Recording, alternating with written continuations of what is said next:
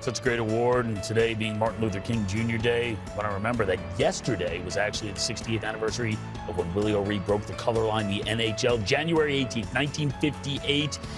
Willie O'Ree makes his debut with the Bruins against the Montreal Canadiens.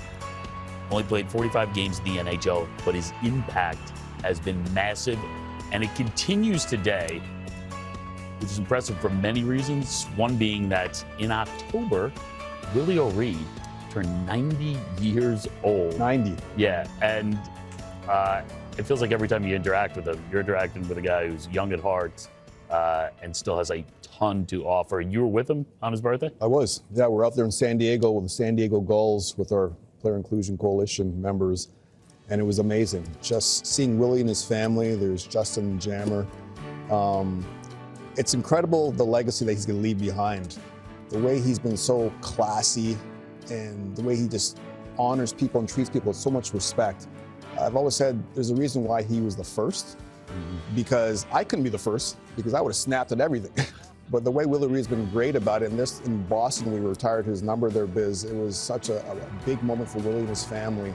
And it's been great for myself and other black players and players of color coming after him to kind of walk in his shoes and follow the example of how classy he's been, which was just treating everybody and making them feel welcome for a game of hockey. That's what I was going to ask. How important was it for you to have him as a mentor when you were coming in, when you were dealing with stuff? Could you reach out to him, and would he provide you with advice? He's been a great sounding board. You know, there's a lot of times where you go through as a black player in the game, you know, a lot of challenges you have to overcome. And it's so easy just to have this backlash and just go out there and snap.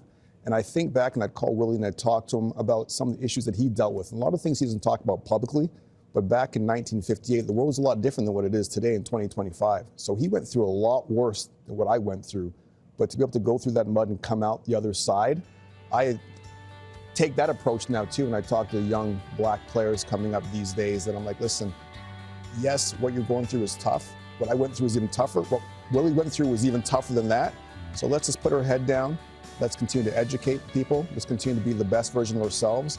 Let's continue to make this game just an inclusive place where everyone's going to want to play. Hey, Ace, I know you spend a lot of times in the community to try to grow the game. How much does that excite you when you see the game is growing for a lot of people that maybe 20 years ago didn't think about playing the game of hockey? It's amazing. Even my friends back in Toronto that stopped playing, because when you're growing up, especially in such a multicultural city like Toronto, everyone plays hockey until a certain age. You get to high school, and then hockey doesn't become a quote-unquote black sport anymore. It becomes a white sport. So now my black friends in Toronto, when they reach out to me and I see their kids playing, and I'm just so much joy, because now they feel comfortable having their kids playing because they saw me out there playing with dreads. And now it's okay. Hockey's no longer a white sport anymore. It's a sport that everyone can play and enjoy.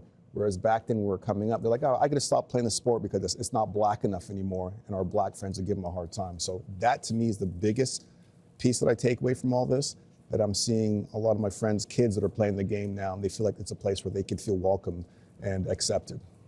Well said, Anson. And I think we say it on this panel. We say it, feels like when we have a broadcast on this day, we need to say it more often. You know names in hockey. You know Gretzky and Orr and Lemieux.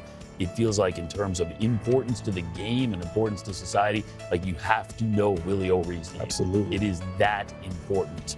Well, much more here. NHL on TNT continues right after this.